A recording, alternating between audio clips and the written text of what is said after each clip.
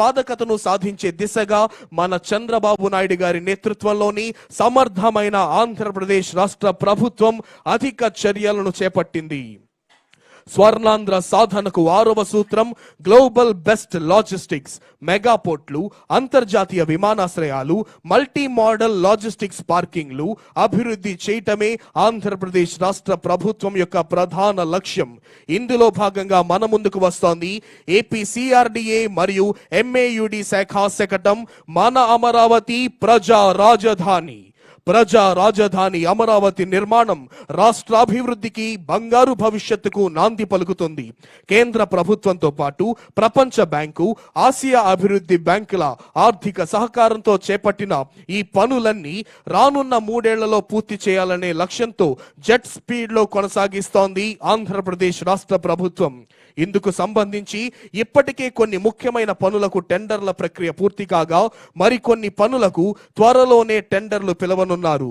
2019కి ముందు చంద్రన్న ప్రభుత్వం రాజధాని అభివృద్ధి పనులను 42,519 కోట్లు ఖర్చు పెడితే ఇప్పుడు 7,000 కోట్లు అదనంగా భారం పడటం జరిగింది.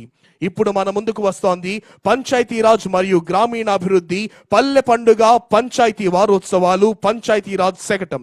రాష్ట్ర ఉప ముఖ్యమంత్రి మరియు పంచాయతీరాజ్ గ్రామీణాభివృద్ధి శాఖ మంత్రివర్యులు శ్రీ కొనిదెల పవన్ కళ్యాణ్ గారి మార్గదర్శకత్వంలో రాష్ట్ర వ్యాప్తంగా ఉన్న అన్ని గ్రామాలలో పెద్ద ఎత్తున మౌలిక వసతుల కల్పనకు శ్రీకారం చుట్టడం జరిగింది.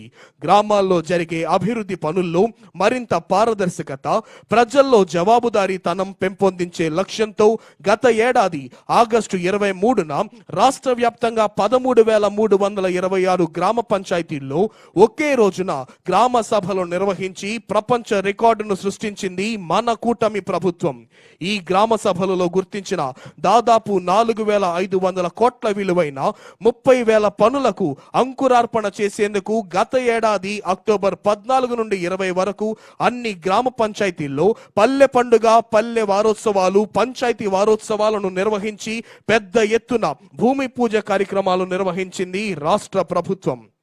స్వర్ణాంధ్ర సాధనకు 7వ సూత్రం ఇంధన వనరుల సంపూర్ణ వినియోగం, పర్యావరణ సహిత విద్యుత్ వనరుల ఉత్పత్తి లక్ష్యంగా గ్రీన్ హైడ్రోజన్ హబ్లు, offshore wind energy, solar rooftop వంటి గ్రీన్ ఎనర్జీ కార్యక్రమాలను ముందుకు తీసుకువెళ్తూ cost optimum energy and fuel అంటూ వస్తోంది ఇంధన శాఖ శకటం. రాష్ట్ర వ్యాప్తంగా ఇంటిగ్రేటెడ్ క్లీన్ ఎనర్జీ కోసం గ్రీన్ ఎకానమీ మరియు అభివృద్ధి చెందుతోన్న పర్యావరణ వ్యవస్థను సృష్టించడంపై ఆంధ్రప్రదేశ్ ప్రభుత్వం దృష్టి సారించింది. నికర సున్నా నెట్ జీరో లక్ష్యాలను సాధించి ఆంధ్రప్రదేశ్ ప్రభుత్వం Andhra Pradesh integrated clean energy policy 2024ను రూపొందించింది. ఈ పాలసీ ద్వారా 160 GW పునరుత్పాదక ఇంధన సామర్థ్యాన్ని జోడించడమే లక్ష్యంగా పెట్టుకుంది. దీని ద్వారా సుమారు 10 లక్షల కోట్ల విలువైన పెట్టుబడులను ఆకర్షించే అవకాశం ఉంది. తద్వారా ప్రత్యక్షంగా మరియు పరోక్షంగా 7,50,000 మందికి ఉపాధి లభిస్తోంది.